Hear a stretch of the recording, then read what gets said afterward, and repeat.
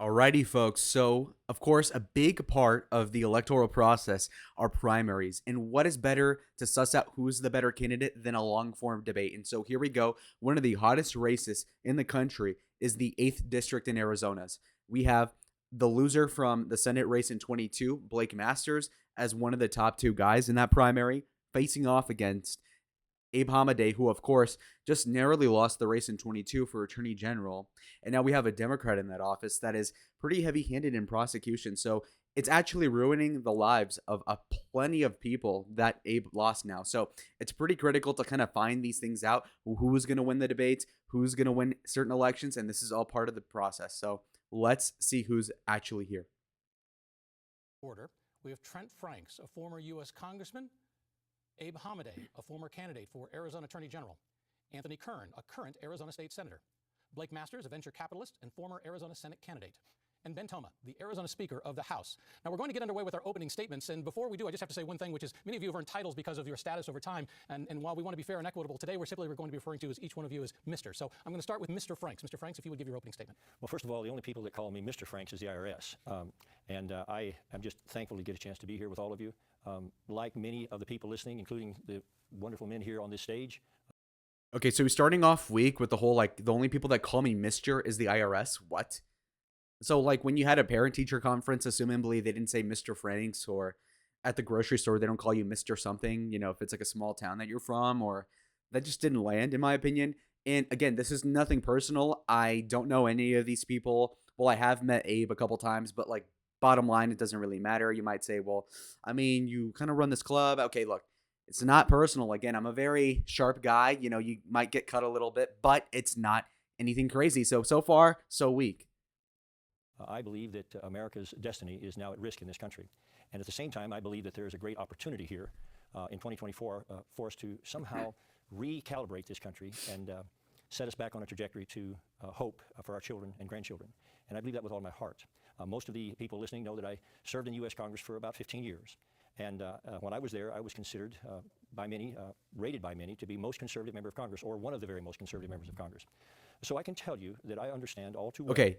So here's a bad look. Again, we're trying to sell ourselves to the median voter, or at least the layperson, just to dumb it down even further, okay? So when you're trying to say well, I've been in Congress for 15 years, or I was, and then you're trying to re-enter, why? It's like out of the blue saying okay, well, I've been working in this industry and then I'm doing something parallel to that. Well, okay, but why are you trying this new thing if it's a lateral move at that point?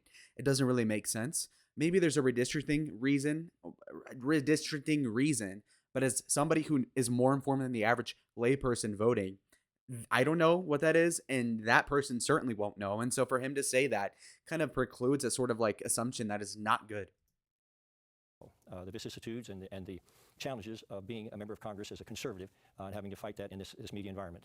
But I think I bring experience to the table that will do us all a good thing if I can be elected to Congress. Okay, but here's the thing. You said, well, I was one of the more conservative members, which might be a good thing for a primary, of course, and this is exactly what we're looking at. But the issue comes, of course, is that you're positing, okay, well, I have 15 years of experience. If you really did have 15 years of experience in Congress, which, by the way, doesn't even make sense because you ought to have 2-year terms, what you'll notice is that, of course, what bill are we talking about that he wrote or anything? I don't understand. And so that whole pitch didn't land. Mr. Hamadeh. I'm Abe Hamadeh. I'm the only Trump-endorsed candidate in this race. I'm also endorsed by Kari Lake. I'm a former... Huge. Again, so the biggest deal in a primary is whether or not Trump endorses you. 90-something% of the time, he endorses someone, they win. And so for that to be the case is huge. And the Kari Lake endorsement, not as strong, obviously, because she is running under Trump popularity-wise, as well as obviously just clout-wise, but still relevant, of course. So those are both really, really strong things for Abe. So if you have the Trump blessing and the Kari Lake blessing, it ought to be the case that you're winning. Now, let's see how that bears out. Former captain and intelligence officer of the U.S. Army Reserve. I served my country overseas. I had a top secret clearance. I know the threats that face us today. I'm a former prosecutor who's locked up criminals. I grew up in Peoria. It's where I went to school. It's where my family started a small business and achieved the American dream. Unfortunately, the lunatic left has turned the American dream into a nightmare. We have an... Okay, so far he's hitting all the notes that he was a prosecutor. We have a crime problem. We have people, obviously, when it comes to stealing as in, Obviously, you have rampant violence, rampant, and this is more so New York, but obviously Arizona has a crime issue. We have people like the Democrats are prosecuting Republicans over, falsifying signatures, fake electors, whatever have you. And so it's important to get that bona fide out there and just establish the fact that, of course, as a former prosecutor, you can start to fix things. And that's also really good. Now, the problem comes with the intonation he's using. Now, he knows how to speak. And what I mean is that he has studied on how to actually come off as well put together, but the problem is that he doesn't have that natural charisma. At least I cannot tell that he has it. And so it's interesting to kind of see how he really emotes, because you can tell he didn't speak that way 15 years ago. An intentional invasion at our southern border. We have a government that's weaponized the rule of law against its political opponents. We have compromised elections, and we have inflation that's crushing the middle class. America is at war. America is under attack. And that's why we need warriors to go to Congress with President Trump and stand shoulder to shoulder with him as we take on this corrupt system. But with you by my side and President Trump, that just doesn't make sense. We're going to take up this corrupt system. I don't know what that exactly is. And what I mean is not the rhetoric. I'm saying the way he says it. It's a very off-putting way to speak. I don't know what it is. I don't know if a layperson picks up on that fact, but I can tell because obviously I have some sort of sense of like a stilted speech. Like people say, like, oh, you talk like a robot. Sometimes you just talk fast. It's like a Ben Shapiro sort of thing. But nominally, I could say that he falls under that as well. Now, granted, I have them sped up by 1.5, but I account for that. So anyway. Once again, make America great again. Thank you. Thank you, Mr. Hamadeh. We'll turn now to Mr. Kern. Thank you. Thank you. My name is Anthony Kern. I am currently a state senator at the state senate down at the Capitol. I've been in the district 35 years. I'm a precinct committeeman, state committeeman. I'm a member at large, twice elected in CD8. I was recently elected to represent CD8 in the national level at the convention in 2024 in July. I was a Tombstone Reserve Marshal for a couple years, 6 years as a state representative, 2 years as a state senator, and I've raised our kids. They're all grown. Go to church at Fresh Start in Peoria, Arizona. I was rated 100 with the American Conservative. Okay, and this is going to be a very obvious critique, and it's not a nitpick, but it's to say that we're going, I did this. That is awful. And again, when people view you as a leader, they ought to say, like, dude, you're, 70 years old, and you cannot have a prepared speech. I mean, you already knew ahead of time, awfully obvious. I mean, unless you just didn't talk to the people setting up the debate, but you should have known clearly that you got, let's say an opening statement that was X amount of length, and therefore you ought to really have planned for that, especially given that you're like the fourth person to speak, and yet you didn't have everything filled out time-wise. And so that doesn't really make sense. And or he's just having a hard time recalling what he had written down or something, but that's even worse. So Union, rated 100 by the Arizona Free Enterprise Club, and I'm here because I do believe America's greatest days are ahead. This is a crucial election that we all have to get involved and do our part. So Anthony Kern, votekern.com. Thank you. All right. Thank you, Mr. Kern. You shouldn't have plugged this thing. That was really stupid. Out of Blake Masters.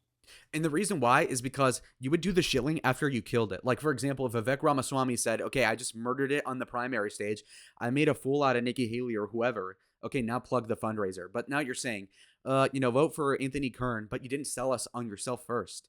And you could say, well, I was precinct committeeman. See, that doesn't really matter, okay? The layperson doesn't care. Even the average Republican partisan doesn't awfully care, because obviously it's evident that you need to be a better speaker. Everything trumps that over whatever work you did before, to be completely honest. Clearly. Like, if you take a guy who was phone banking for decades and everything, he has all the right to run for a certain position. But if he's a loser, then he's a loser. And so, again, you have to really get good at the charisma aspect before you even do the work, because honestly, these go hand in hand. You need both. And so if you're just going to be a guy who's like, well, I've been serving the party for X amount of time, people won't care. Hi, I'm Blake Masters. 2 years ago, I took on the National Democrat machine. They spent like $100 million trying to take me out. I'm still standing. I also took on the Republican establishment. Okay, that's also asinine. They spent $100 million to take me down, but I'm still standing. Again, they spent sorry, but come on. They spent $100 million to make you lose the Senate race, which you did. So then what's the insult? What were they supposed to like whack you? Were they supposed to like make you off yourself? Like what's the standard here? Okay. What is the goal? Like, okay, if I lose the race, well, at least I didn't die. Okay. Well, nobody's saying that. So again, that was a really bad thing for him to say. Mitch McConnell evidently decided I was too conservative and too independent minded. He didn't want me in the Senate. But now the good people of Congressional District 8 who voted to send me to the Senate, we're about to get a lot more of my time and attention. I'm thrilled to be running for Congress. We have so many issues to... Okay, So the Mitch McConnell thing was good because people don't like him in the Republican primary. That being said, to segue it to, okay, you guys at the congressional district level, just partisan wise, voted for me in 22. Therefore, I'm going to give you more time. Is basically verbatim what you'd say to the side chick, like, okay, my girlfriend dumped me. Okay, time to talk to you, even though you're a butterface. And it's like, dude, what the, like, okay, that's true, but don't actually say that. And he just said it. Well, now that I didn't make it for Senate, let's go for Congress. That wasn't your first choice, and everybody knows that. But to make it that obvious is not a good idea. To fix. We'll talk about so many of them tonight. The weaponization of government, Biden inflation, there's tons of issues. But you know, one towers above all others in importance, and that's stopping illegal immigration. I want to be clear. Illegal immigration is a cancer that is killing our country. I think mass immigration is civilizational suicide, and Joe Biden is a traitor for opening our border and letting all these illegals come in. In Congress, I will do everything possible to deport illegals and secure our border. Thank you. Thank you, Mr. Masters. And finally, an opening statement from Mr. Toma. Again, doesn't make sense. If you have even a rudimentary understanding of congressional politics, you would know that a single guy cannot do a scintilla of shit about immigration. Like, come on, are you kidding me? So again, you should have framed it in a way like, well, I'm going to work with other people to make a bill that will, hopefully when Trump wins, do X and Y. But I mean, no, man. Okay, so that opening statement was pretty mediocre. Thank you. I'm Ben Toma. I have the honor of serving as the Speaker of the House of the Arizona Legislature down here at the Capitol. And I'm the only candidate on this stage that has gotten things done for the people of Arizona, whether it's school choice or the border security or voter integrity. Or again, lack of charisma by Ben Toma. Whether it be, again, think about it. You spend decades doing this stuff, at least several years. Get to it. Again, if I were to be pressed, like, okay, what have you done? I could just say like the 3 or 4 things I've done that are useful to civilization. I don't know. But this guy can't. And that's the problem. Huge issue. Huge issue. My record speaks loud and clear for what I will do in Congress. Okay, for a guy who says the record speaks loud and clear, the posture is not like that, okay? So his body is emphasizing the opposite of what is coming out of his mouth. See the incongruency, okay? Now, the posture in and of itself is very Sheldon-like, very, again, like shell, okay? So a turtle, kind of like, like this. And that doesn't work, okay? You ought to just be chest out, and it for the lack of a better term, just be a little more alpha. Just say like, okay, look, I work for the state. These guys are a bunch of, they're selling you a bunch of malarkey folks. I did X, I did Y. I'm going to serve you in Congress at the national level. That's all you need to say. Sound confident. I sound more confident, and I haven't done shit, okay? Like, I haven't been Speaker of the House, but this guy apparently has done a lot, and he's not making it obvious. For the people of District 8. My family fled communism and came to the United States to be free and to thrive, and you can count on me that I will do the exact same thing and everything necessary to ensure that the people of Arizona are also able to be free and to thrive. Thank you, Mr. Toma. He was extremely, extremely nervous. And guys, think about it this way. You could say, well, it's a big event, Lalo, he doesn't have, okay, but listen. First of all, even if this is his first televised debate, which maybe, I don't know, I haven't looked into it, but the fact is that the guy is at an age where you ought to not be nervous of anything, okay? You have worked on legislation, sir, that has impacted the lives of thousands, if not millions of Arizonans, yet you cannot look that same people in the eye and say, I've done X and Y for you, okay? That's the attack line I would use if I were there. If I was his opponent. And if they don't seize on that, then these people are freaking stupid or they're playing nice, okay? The truth is, obviously, that Ben Toma, from what I can tell, and I virtually didn't know this guy existed until right now, is not having strong enough body language for a guy who has been that dominant in politics. That's true. And so the way that a layperson will come out of this debate as of right now, if you took a snapshot, is to say that, you know what, actually, Blake seems to be the more alpha guy despite actually not doing anything in politics because he hasn't been elected yet, versus a guy like Ben Toma who actually has the credentials, yet when you're speaking out your resume, you sound like you're trying to get your first job at Culver's, and it's just not great. All right, let's get into some questions. I'm going to start with Mr. Franks. And once again, this question we'll have each of you answering. This past week, the House voted to approve a $95 million foreign aid bill for both the Ukraine, Israel, Taiwan. Mr. Franks, would you have supported that bill? I would have, and that probably puts me at a distinct separation from my other opponents here, because I think that the invasion in Ukraine never would have occurred had Donald Trump been president of the United States, and he has now said that any help that we give Ukraine should be loaned, and I agree with that. And I also believe we should be focused more on long-range missiles for Ukraine rather than giving them blank. Dude, he just cooked himself. He cooked himself. What's the point? The Ukrainian thing is pretty unpopular. I would say 2/3 of Republicans are anti that bill, and yet he just supported it. Why? I don't even get it. Like, are you trying to win? Like, lie. Honestly, just lie. like you're already what, like fifth place? Just lie at this point. Just say, yeah, I do. Yeah, come on.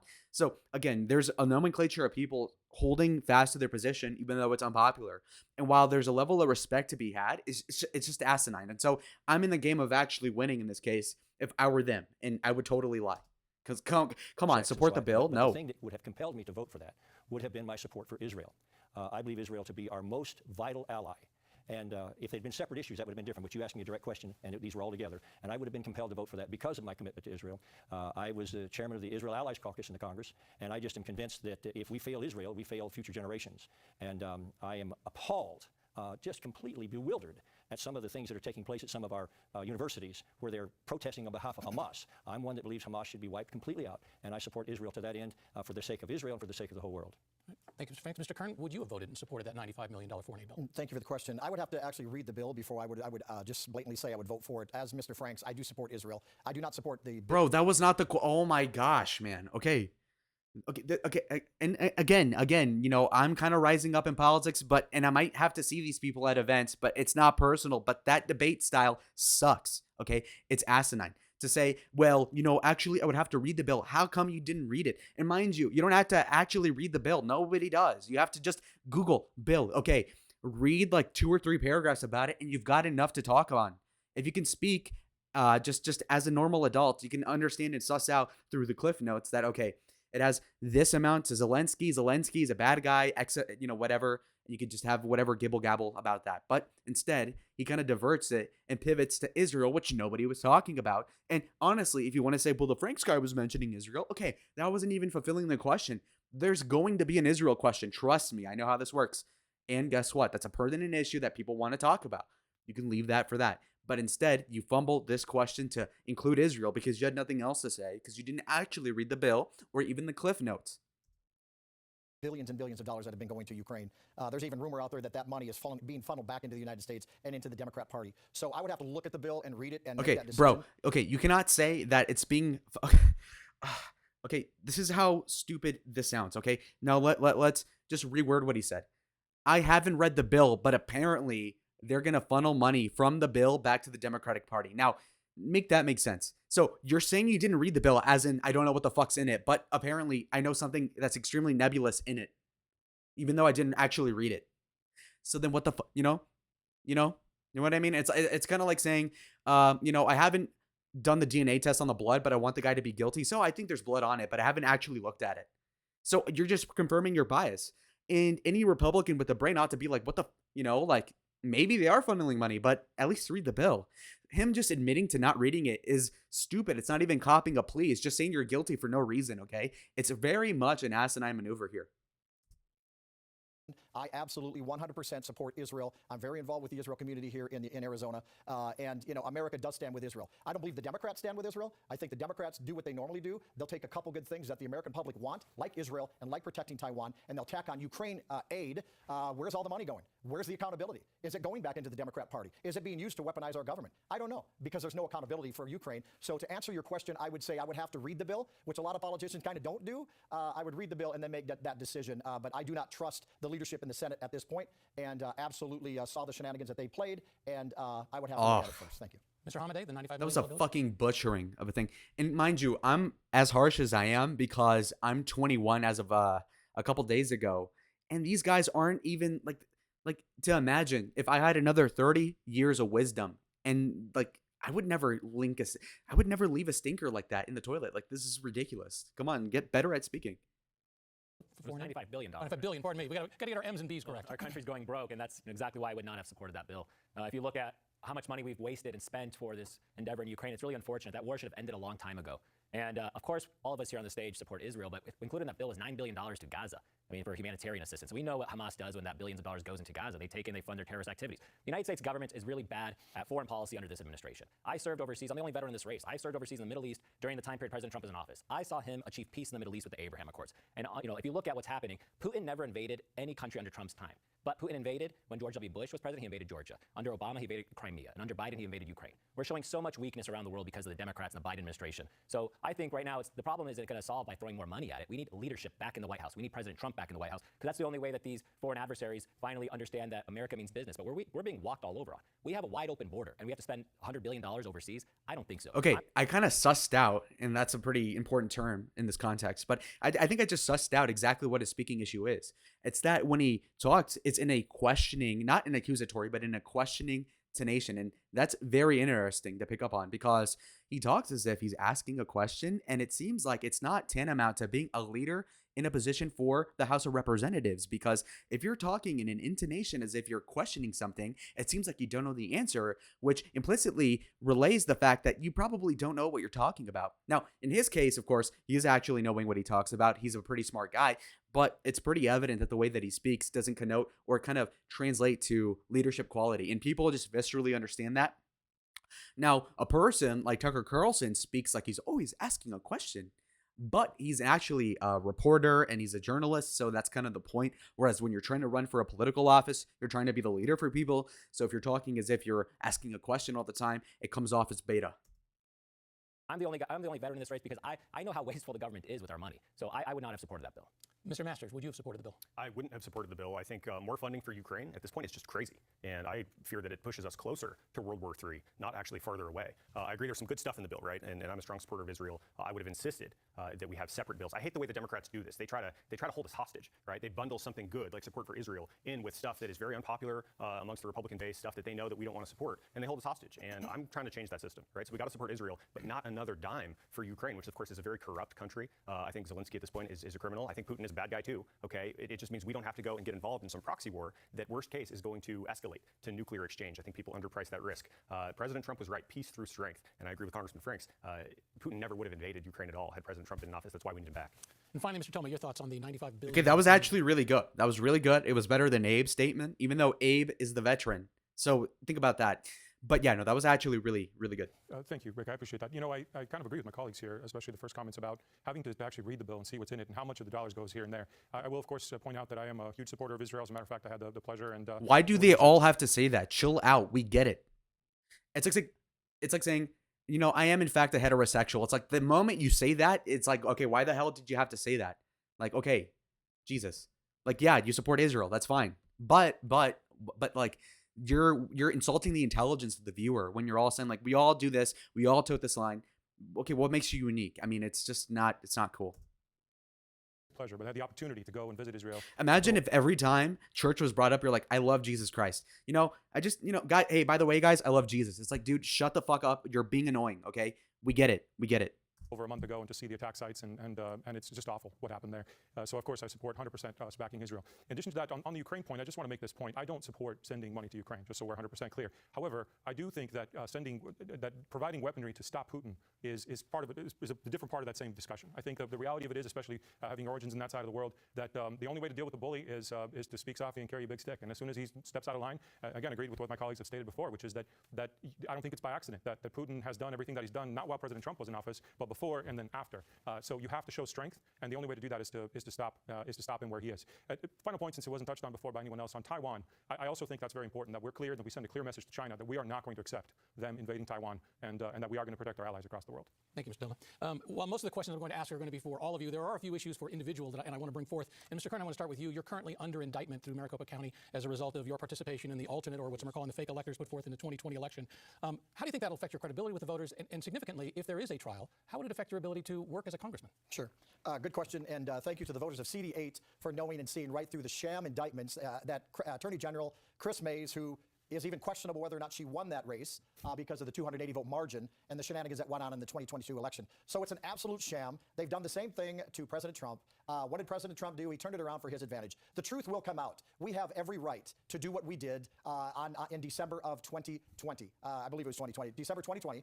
And there's precedent for it. The Democrats have done it. What the media says is when the Democrats do it, it's dual electors. When the Republicans do it, it's fake electors. And so the spin in the media is just that. This is ridiculous. It's nothing but a political political witch hunt. I am not afraid to stand up to Chris Mays. I have a special inquiry into Chris Mays as the Senate Judiciary Chairman. Mr. Kern, quick question though, but if there is a trial, yes, would it inhibit or affect your ability to act as a congressman? Oh, absolutely not. And the reason why is because the American voters see what's happening. Since the indictment, I've had more calls from people that I haven't talked with in a long time. I've had calls from big donors offering their finances to help fight this debacle. So, Chris Mays, we're putting you on notice that you will reap what you sow. Democrat Party, we are putting you on notice. You will reap what you sow. This lawfare tactic that they're using against President Trump, against us Arizonans, the voters see right through it. They're not dumb, and we will stand and fight this battle. Mr. Okay, Pence, look, that's extremely dangerous, bro. You're going to talk to not the judge, but the attorney general. Like, hey, I dare you. It's like, dude, come on. She has you by the balls, okay? If the Democrat attorney general, and again, just think about it, Abe was so close to saving your guys' career. Imagine all the people that are now stressed out about felony charges, misdemeanors over the fake electors, or whether they have signatures that were invalid and they forged them, stuff like this, okay? All that allegedly put aside. Imagine if Abe were in there, none of that would happen. But now Chris Mays will throw the book at all of these people. And that's a valid question. Will it impact your case if you go to trial? Of course it would. It impacts everybody's life. If you look in trial, obviously that must stress the fuck out of everybody that's involved. And to say like, it won't matter. Yes, it does. It matters for Trump. And you can say, it'll spin it the other way. It'll actually make me look good. No, not really, because you are you, and like that guy that was speaking, I didn't know that guy existed until today. Whereas with Donald Trump, he's actually not the messiah figure, but definitely the number one stalwart of conservative values, believe it or not. And so the irony there is that, of course, people will identify with Trump and make him a martyr or a victim, whereas obviously when you have somebody who isn't as relevant on the national stage, like whoever was speaking last, I mean, that just doesn't proceed. And so that's very obvious. Insofar as Chris Mays, that's a very troubling thing. Anybody who's on that indictment, the 53-page indictment, I think, I read that, by the way, they're screwed. Honestly, I don't see how they get out of that. So if you are in jail for that, that sucks. Like, they probably shouldn't be, but come on. You resigned your seat in Congress in lieu of an ethics investigation over an issue where you had allegedly asked one of your aides to carry your surrogate baby. How will this affect your credibility with the Republican voters in Congressional District 8? Well, first of all, I hold... What the... Wait. I don't get it. Carry your baby? Is that like a euphemism, like a sex thing? Carry my baby, like as in like swallow my children, or do you mean like physically? Here's my kid. Can you hold it? Like what? No animosity or any ill will toward anyone that had anything to do with my leaving Congress. I've said on a repeated basis that, and in my original statement that I wish more people would actually get to read, that I did have conversations with some of my staff members openly and foolishly about trying to approach an in vitro surrogacy for my wife and I to have another child.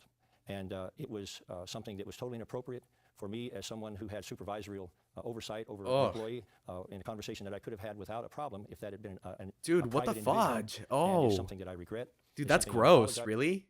Oh, geez.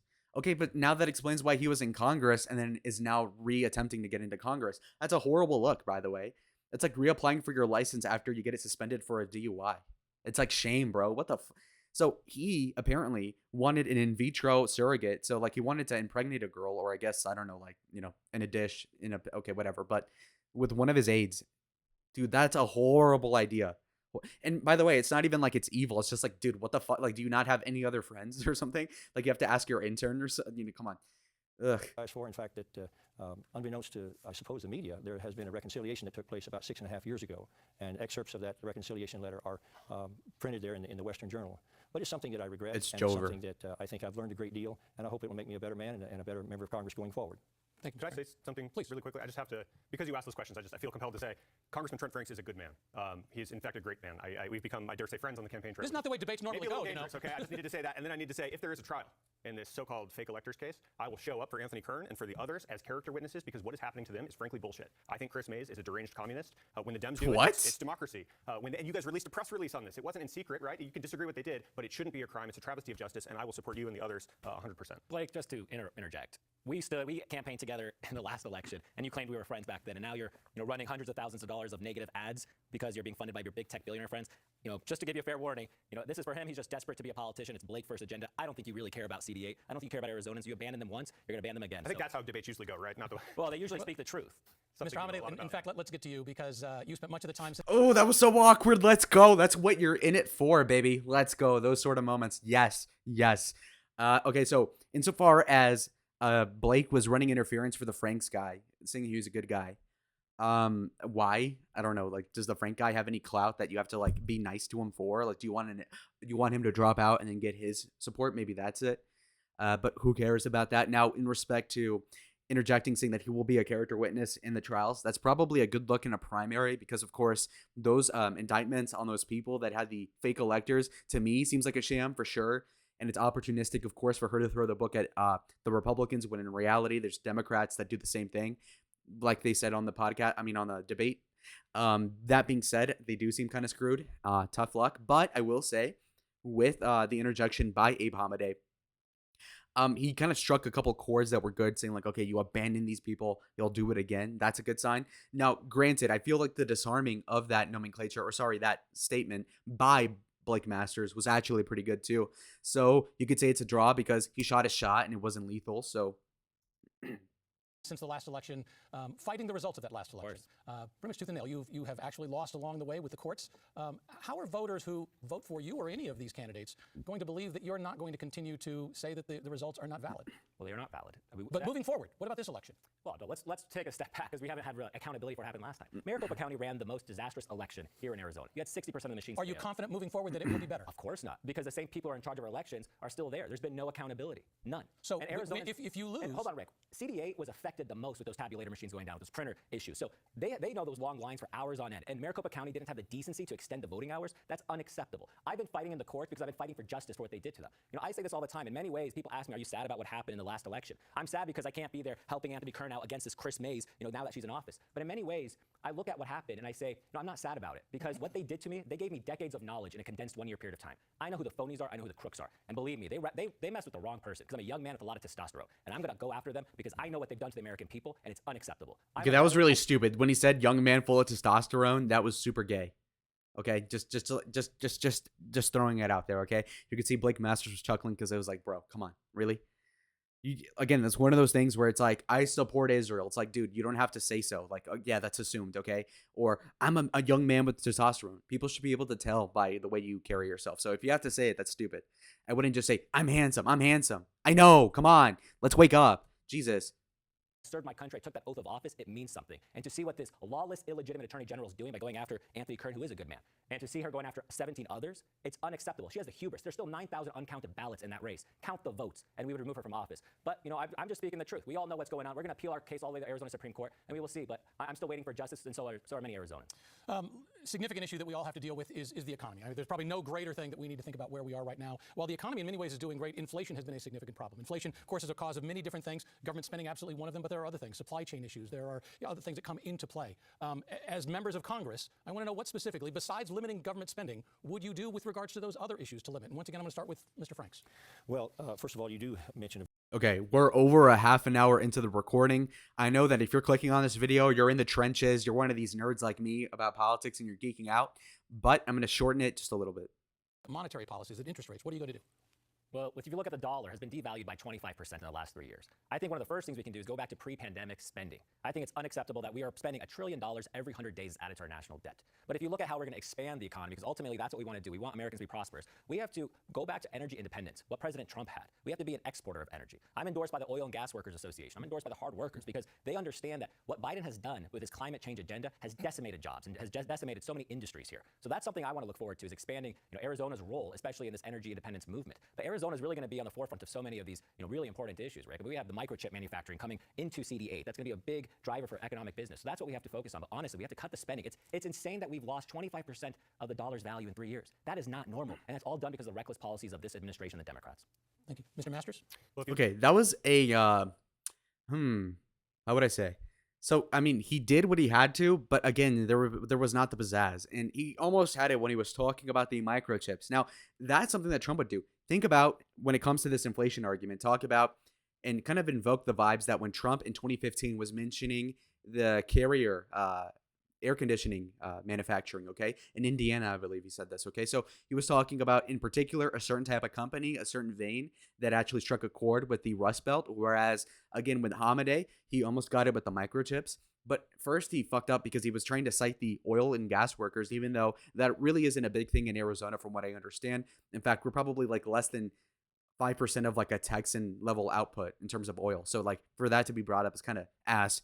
Microchip closer, but again, you should have said something in particular. Like if you said like there's a Tesla factory, something, that would have been better. You look at Joe Biden's economic policies, basically each one seems tailor-made to cause inflation. Now you said, spending's off the table. No, I agree, we need to cut spending, right? We got to protect entitlements. Well, I'm assuming that's going to be your starting point, but because what else are you going to do? Exactly. We do. There's a lot of waste, fraud, and abuse, so we got to spend a few seconds talking about it, right? You're sending $10 million to this DEI initiative, $20 million to that, right? You add this up, and it's real money. $60 billion to Ukraine, right? We got to stop the waste, fraud, and abuse, stop the dumb spending, protect entitlements, right? People deserve their Social Security and their Medicare, but the waste, fraud, and abuse has got to go. I agree. Energy independence is key, right? Energy is the master resource. If you think about it, everything that you use, right? That little iPad or Surface or whatever it is, everything takes energy to create and to move. So when Biden just recklessly surrenders our energy independence and then starts begging foreign despots like in Venezuela and Saudi Arabia for oil, that makes everything that we need. It makes it makes eggs cost twice as much as they used to because it takes so much more to actually transport them. So we got to reclaim energy independence to make prices go down. And we also need to stop illegal immigration. Illegal immigration is bad every way you cut it, but one of the ways it's bad is if you flood the country with millions and millions of illegals. I think Yale just did a study that said there's 25 million illegals here. And if Yale is saying that, the real answer is probably 30 or 40.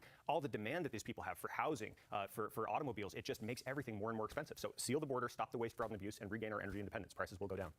Finally, Mr. Toma, you're now a congressman. What is it? That was a good answer. That was a good answer. It was good. It was just good. Now, again, do they have the X factor charisma like Trump? No, none. Almost nobody does. But that was on just good. Besides limiting government spending to change and improve the economy. Sure. Well, I'm going to be doing the same sorts of things that I've been doing in the Arizona State Legislature. Of course, limiting government is important since you touched on that. In my experience, I've never seen dollars left on the table. And that's why designing the flat tax, that was 17% of our total state budget in one bill, which is by far the biggest tax cut ever done in Arizona and probably the biggest tax cut ever done in any state. And that's important. So the very first thing I'm going to do is ensure that the Trump tax cuts are extended because that's incredibly important for long-term stability and for long-term investment in our country. In addition to that, the business-friendly environment that has attracted businesses like TSMC here and Intel and others that have expanded and invested billions and billions of dollars here in Arizona.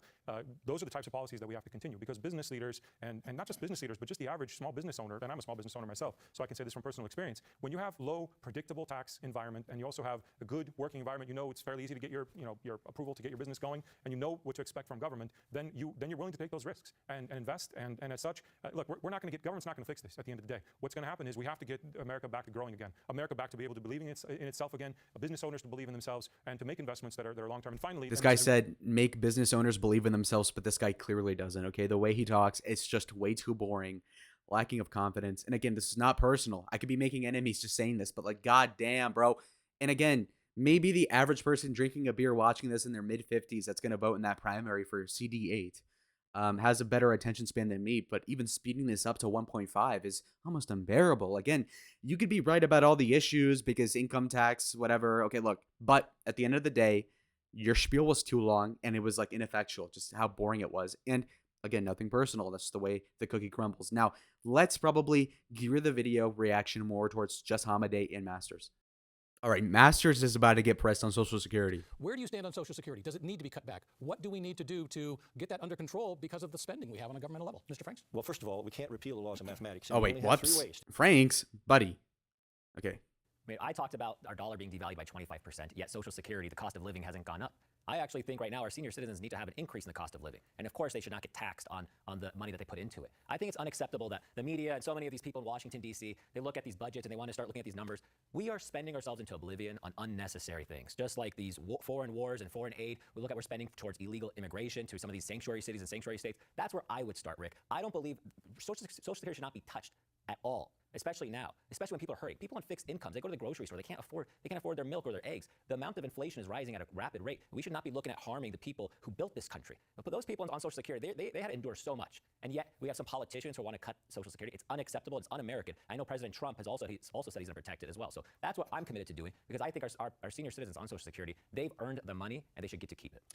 Mr. Master, some members that of came Congress off a little said maybe that's an area stilted, we but need to he look does at. have the right Did you idea. think I think those members of Congress So, right. hold Republicans, on. some of them want to pine for the Paul. So again, a couple of different things. So as we all know, Abe just basically took the most popular position on Social Security, where obviously you will have to reform it if you want to have the country be on a balanced budget. That's not going to happen. So you might as well just kind of lie, kind of like Trump, and just be like, fuck it, I'm just going to leave it alone, which is honestly the only thing you can do as a politician nowadays anyway. So I don't hate him for saying that. That being said, Blake Masters in 2022 got hit massively because apparently he was anti-Social Security, or at least that was like the zeitgeist at the time. I don't even remember, but let's see how he kind of recovers the fumble, so to speak. Let's go. all Ryan days, and like those days are gone. President Trump is absolutely right. We have to protect Social Security. Okay, cuts are off the table. They just are. And so to your point, well, what do? I think it's pretty clear the only way forward is to grow our way out of the problem, right? We had great economic growth under President Trump. One of my favorite statistics is, for the first time under Trump, starting in about mid-2017, median wages in this country were actually going up, adjusted for inflation, whereas for decades they'd gone down. For decades it was getting harder and harder for people to actually survive. They'd work harder and harder just to stay in the same place. But with Trump's America First economic policies, we saw a little mini economic miracle happening before COVID hit. And if we got those policies back, and I know we will when we re-elect President Trump, we can start growing. You start getting 3, 4, 5% GDP growth, you can actually outpace the problem, because we can never cut Social Security. We have to protect our seniors. I want Social Security to exist when my kids and your kids and grandkids are senior citizens as well. But the only way that happens is if we protect it. I think we should stop taxing it. That's a good idea. But we got to grow. We got to have good economic policies that cause enough growth so that we can actually fund these critical programs. Blake, rebuttal here. This man is correct. If we don't grow the economy sometimes, the economists perpetrate monotonic polysyllabic obfuscation, semantic gymnastics, Monotonic? and want us to understand what they're saying. But even 2 years ago, you were at a debate and you said you want to privatize Social Security, which you wanted to do a Nikki Haley plan. No, it is true. It's literally your own words. It's literally. If you zoom in, this is how politics works. Unfortunately, I'm sure those people like, hey, they zoom in on tiny thing. Mark Kelly did this. He's just being Mark Kelly. He'll probably vote the same way as Mark Kelly votes if he gets to Congress, by the way. But no, I said that's fucking asinine. Right, about privatizing for people under the age of 25, so that it could actually. And look, I looked into that. It's not a good idea. We shouldn't do it. But I wasn't. The first thing I said was no cuts ever. And if you look. Okay, so again, Abe is resorting to kind of like a below the belt, but again, fair game because you need to win. So, but basically saying like, okay, well, a couple of years ago you'd said something that you probably didn't consider, and now it's biting you in the ass. Let me bring it back up again. So it's kind of like if you knew a guy had a looming felony and you said, hey, you have a looming felony, what the fuck? And then you put him in an awkward position so you avoid that. But when you got to win, you got to win. And so when you look at it that way, it's nothing personal. It's like, I want to be in Congress. Okay, well, you know what? You said something stupid. Now Blake has to defend it. The way I would defend it if I were him is to say, look, I'm an outsider. I had some experience in the tech field. If I were in that position, it would make sense to have one position. Now, when I talk to the American people, it's unthinkable that anything could possibly be taken away from the future seniors. Therefore, X. Okay, so that would be somewhere in line with what I would say. Let's see what he does. Look at the full clip. I've always been clear. No cuts ever. We have to protect our seniors. We have to protect their retirement. And that's what I'm doing. Like your Tucson tricks are not going to trick Arizona. So let me step in here. I agree with what Tucson. Hey, yo, take that back. Hey, yo, now he's dissing T-Town. T-Town. Yo, yo, what the fuck? Dog moment. Jeez. Trent and Blake was saying about growing the economy, but we've got to elect leaders that will not spend us into a. Now I'm a Blake bro. And we almost. He's got to rep T-Town. Okay, dude, come on, Abe. He's losing that Tucson vote. Jeez. Mr. Tolman a chance to respond to this because the 4 other candidates have basically said the same thing. If we just grow the economy, if we just limit spending, that'll solve the problem. But as I was about to make the point, even during the Trump years, we still had a growing problem with Social Security. We also said leave Social Security alone. Sure. Look, I actually do agree, though, with the point that we do need to leave Social Security alone because there were promises made. Nap time. Yeah, look, I'm pro-life. I'm proud to be pro-life, and I'll never apologize for that. I think at the federal level, we should do 15 weeks. That's what I think we can get done. That might not satisfy everyone, but I think over time you could get that done. I don't believe in being functionally pro-choice at the federal level, which is Abe Hamadeh's position. He'll explain that to you in a minute. I just don't think that California or Oregon should be allowed to permit abortion at 8 months, 9 months, partial birth abortion. I believe in the Constitution. My reading of the 14th Amendment, you've got the right to life, liberty, and due process. It's hard to imagine a greater deprivation of liberty or life than just getting killed when you're 9 months in the womb. Okay, so I think my job. Okay. So I see the angle. He's saying, look, reasonably speaking, I'm pro-life, but at the same time, it's not going to pass to ban it. So might as well just say, okay, look, 15 weeks. That being said, to be clear, and this irks me, is that like, obviously at 15 weeks, like if you abort the baby at, let's say 2 months versus 8, there's no difference. The only difference is the size of the watermelon that gets vacuumed out. You know what I mean? Like at that point, you're killing all the same. It's just that it just looks worse. So like, for instance, if, let's say you have a chicken and an egg and it's like very slightly developed at all. You feel less bad about crushing it in your hand, but let's say it's about to hatch and you still crush it. It's the exact same difference, just that obviously it just looks worse. So when you're banning it from like, let's say 8 months to 15 weeks, which is again, like 4 months, that doesn't fix anything, but whatever. I get it. It's politics. Okay, fine. As a conservative congressman from a very conservative district is to go and try to push our caucus the right way on this issue so that we ultimately can get federal 15 weeks, even if it takes 10 years. I think that would be a pretty good improvement on what we have today. Mr. Hamadeh, former President Trump said he wouldn't sign it. Would you vote for it if it were there, a federal ban on abortion? I agree with President Trump. We worked for 50 years, the pro-life movement worked for 50 years to remove abortion at the federal level. And that's what Trump's Supreme Court did when it got rid of Roe v. Wade with the Dobbs decision. This is an issue that's going to be at the state level. That's where we've advocated for the past 50 years. That's where it belongs. I don't think this belongs at the federal level. I think right now we have a deep Well, there's a lot of rotten, moral issues in our country right now. The fact that so many Democrats want to allow abortion up until birth that mimics China and North Korea policy is unacceptable. I'm a former prosecutor. Here in Arizona, if you assault a pregnant woman and that results in the death of that baby, the unborn baby, you can get charged with murder. So we have to understand, what is life? There's a big debate going on right now, but it's going to take us quite a while to get us out of this and to come to a reasonable position. But at the federal level, I don't believe it's constitutional. I believe it should be left to the states. Do you believe California and Oregon should be allowed to just let anything goes? That's your position? I believe it's up to the states. That's what President Trump's position is. Yes. Mr. Kern? Yeah, great. Okay. So on one hand, Abe was less like rhetoric-wise, he was less convincing than Blake was with their separate tangents about abortion. That being said, I think the Abe position is more popular. So I mean, they have basically virtually the same thing, because Blake is just saying like in 10 years theoretically we can get a 15-week ban. It's like, okay, whatever. It's like it's the same difference. It's like if you were gonna say like I'm anti-death penalty. So, but I think executing people in this conservative way is really bad. In fact, we should execute them in a slightly less bad way. It's the same difference. That's why people argue death penalty, no death penalty. They don't say death penalty or euthanasia in a certain particular context, and you hold them in this way and you kill them this way. People don't argue about those details because they ultimately don't matter. It's more so a binary argument. So when it comes to pro-life, I'm of the opinion of, let's say a week after you have sex, that is a life, theoretically. Let's just dumb it down to that sense, okay? You don't need to be like, well, at 8 weeks there's a heartbeat or X. No, that doesn't matter. Now, this is retail politics. Apparently it does. But we're talking about what, like 2% of abortions being removed from the federal basis if we ban it from, let's say, birth until 4 months. Again, Question. So a lot of thoughts going through my head. Number one, the Bible says that if righteousness exalts a nation, the Bible says that before you were in the womb, I knew you. America has many, many problems. I think the uniparty, again, would like to see the 15 weeks. I am a 100% staunch pro-life conservative. And until we get this issue right, Republicans always run with their tail between their legs. I'm glad President Trump gave it to the states. I would vote for the national abortion ban. Absolutely. We used to have that back in the 60s, 50s, 40s, up until 73, I believe, when Roe versus Wade came into law. Life was respected back then. That's not actually true. I'm pretty sure that isn't true. Like, it was legal in different states. And then Roe just made it legal everywhere. But, okay, so he's wrong. And again, that's a really bad look because I'm 21. I knew that. This guy's 70 and didn't know that. Okay. So, but that being said, in regards to this position, again, political suicide, it doesn't make sense. In a Republican primary, even that's kind of meh. I believe in abortion being banned in every circumstance to a Republican audience is kind of like, okay, or maybe you're overcooking it. It's kind of like if you said, illegal immigration is bad. Okay, we all agree. But then it's like, okay, let's deport all the legal ones too. And you're like, okay, wait, I like my neighbor. I like Jose. Okay. So you see how that could be argued. But it's just not a good move. That guy's not going to get elected, so don't worry. Then these people. When I got back from overseas on my military deployment, I said I no longer recognize my country. And it's up to us to save the America we love. This is my generation's fight. I'm the youngest candidate on the stage. I'm quickly seeing that the people we've elected, the people who are... Okay, that isn't a good move. To say you're the youngest guy, because number one, it connotes that you don't have experience. And two, it makes sense. Let's say if there was a debate between RFK, Trump, Biden, and then magically there was like a 40-year-old Republican. You could say I'm the youngest guy on the stage and they'd say, okay, good, because these guys are old. Okay, fine. But if you're on stage and the second guy in the race next to you is literally like within a couple of years of your age, I don't know personally, but they both seem to be in their late 30s.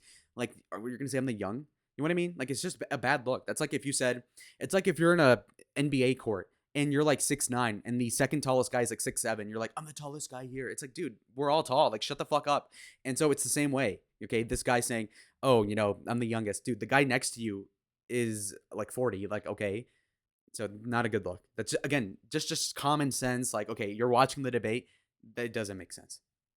Are in charge have destroyed and pillaged our country right before our eyes. So I'm looking, what makes me different is I've got courage. I've taken on the corrupt media, the courts, the Maricopa County cabal, and I fought them tooth and nail because I don't back down. Mr. Masters, once again, I can appreciate you're different as a person. Okay, now the thing is that what is he referring to, the election? Because if you say prosecutor, I mean, if you're a prosecutor, you're probably working with the government, right? I mean, pretty safe assumption. So working with the Maricopa cabal, like, did you not work for their office or something? I don't know. I would have to look into that. But I think a lot of people that don't know, like I do, would probably question that. So just the way he phrased it wasn't good. person. But once again, what makes you, the things you're going to do, different than these people? I understand, Only 30 seconds. I understand technology. I understand the new and modern threats we face, whether it's AI, whether it's China weaponizing drones. Okay, I succeeded in the American business sector and the technology sector at the highest levels. And I know how Google subtly but surely changes their election or their algorithms in the weeks before an election. I think that's how they installed Joe Biden in 2020. Okay, we need people who understand technology if we're going to have any hope at combating the Democrats' advantage here. Finally, Mr. Toma, once again, why you? What's different between, because once again, your viewpoints are so similar. You know, in the Bible it says that you'll know them by their fruit. My entire time in the legislature, virtually my entire time, has been in one-vote majorities, and yet I've been able to do what others thought impossible. Biggest tax cut ever, the biggest school choice win ever, that was emulated by so many other states now. And 2023 became the year of school choice because we did it in 2022 with one-vote majorities. We have a divided caucus. It's a serious. That's not it. Okay. So he has a lot to run on, and just listening to that, and I viscerally understand what he's saying. The thing is, though, is that if you're a good politician, you would invoke a image. And what I mean is that, like, okay, for example, school choice. Let's say I'm a politician, okay? Let's say I've had literally decades to plan out a debate, like just at the esoteric level, not the 21-year-old college student. But let's put myself in his shoes. Okay, look. With a one-vote majority, I fought X and Y. I provided school choice, and it's a marvelous thing. Today, I met with a student named, let's say, Lupita. She basically got her education when her oppressive whatever or her shitty public education was remedied by the legislature that I was a part of. In fact, this bill allowed so-and-so girl that, okay, so mental image, poor little 10-year-old girl, she's able to finally go to a school that will fill her needs. Or even better, say there's a person with Asperger's that was not getting the adequate help here. With school choice, they were able to do this. That is actually a really good way to be a politician. That's just common sense. This guy does not bring up an example, probably because he doesn't have one. But come on, at least make it up or something. It's a constant issue, much like in D.C., very tight margins, and yet I've been able to get things done in those circumstances. I will do the same in D.C. Well, we appreciate all your answers today. Thank you for being here. And we said we were going to give each one of you closing statements. We are indeed going to do that. Once again, we're going to go back to alphabetical order, which means, Mr. Franks, we start with you. Well, first of all, I Nap time. appreciate this opportunity. Actual alphabetical order, which I just now realize I've been a little off today. We're going to go to Mr. Hamadeh. Please. I think we all agree here that Joe Biden and the Democrats are destroying our country. A policy alone isn't going to save America. It's going to take guts. It's going to take courage. It's going to take the willingness to say what needs to be said and do what needs to be done. That's why President Trump and Kari Lake both endorsed me for Congress, because they've seen me take it all on. I've taken on the crooked media, the corrupt courts. I've taken on the corrupt county cabal here. You know, and I think they try to beat me down. I think they did that as a symbol. You know, I don't know why they're coming after me so hard unless I'm a threat to them. Clearly I am. Ooh, he's choking. He's choking, bro. America. Chill out. Yo, This pause, is pause. Rewind that back. Play it back. He choked, and it was subtle. Oh God. I would hate for that to be me. I don't know why they're coming after me so hard unless I'm a threat to them. Clearly I am. But I'm just in it to save the America I remember. It's insane. You know, this feels like upside down. I no longer recognize this place. I'm in this fight so we can restore the America we love for future generations. Join me, President Trump and Kari Lake, as we go to Washington to drain the swamp and take out this corruption once and for all. Anthony Kern, it's your Sure. time for a closing statement. A closing statement. So I think one thing we all agree upon is getting President Trump elected into office. So in that November, closing and statement that was will happen decent. It in wasn't America, and anything that will crazy, begin though. the turnaround for our. People ask, like, why are you running? There's so many answers, right? I want to bring big tech under heel. I want to stop Biden inflation. There's all these issues.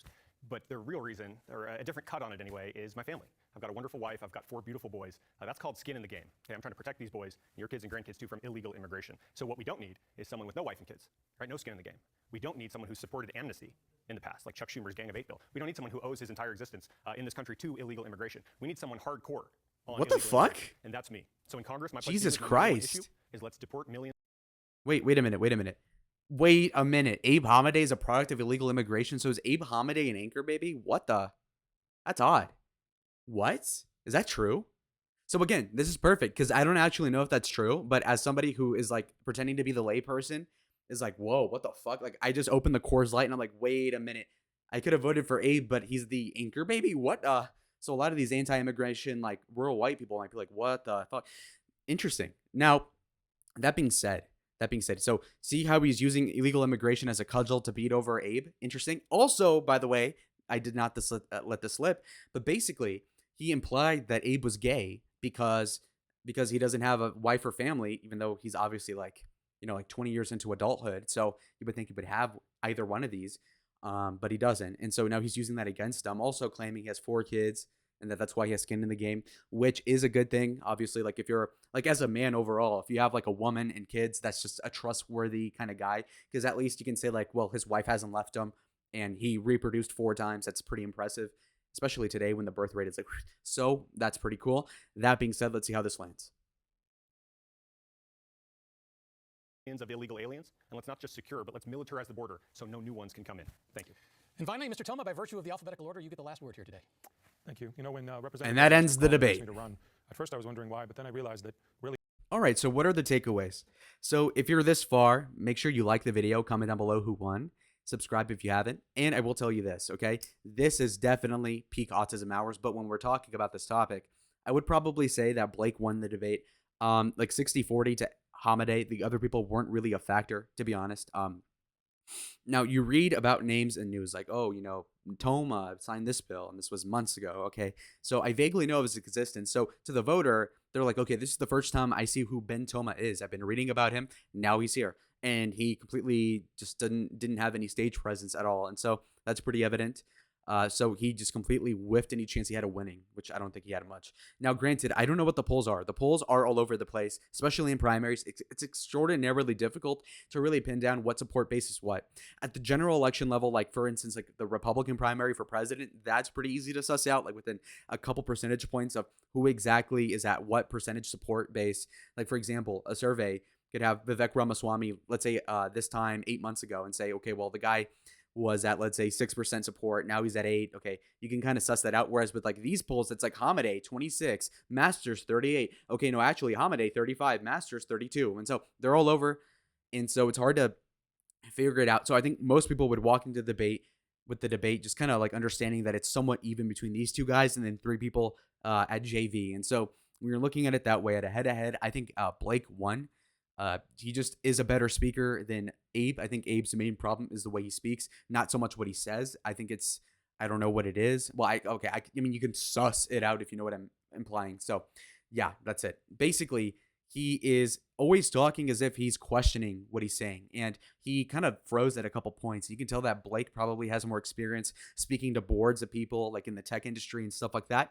And that seems to actually provide more of a basis to run for politics versus a guy like Ben Toma, who's been in it for decades, as far as I can tell, and still isn't even remotely a good speaker. Or also contrasted with the other guy, Frank, or the other white guy, I don't remember what his name was, but he's also indicted by Chris Mays. So all this sort of thing is a mess. But yeah, so the takeaways are for certain that Blake won unequivocally. And I think I'm leaning towards supporting him in the primary just because obviously he seems like the better candidate at the debate. At least that's what the takeaway is for a guy who hasn't been following it as much because I don't live in the district. So comment down below what you think. And also, I think I'm going to do this more often given that obviously these primaries are just heating up now. And this is somewhat of my niche talents because I spent a lot of high school, believe it or not, yeah, nerd, watching a bunch of debates, even the ones like the 2010 Florida primary for Republican Senate and stuff like this. So this is really in my wheelhouse. Let me know if you want to watch the series. And if you stuck in for almost an hour-long Lalo upload, what's up, random stranger? And I'll see y'all on the next one. Adios.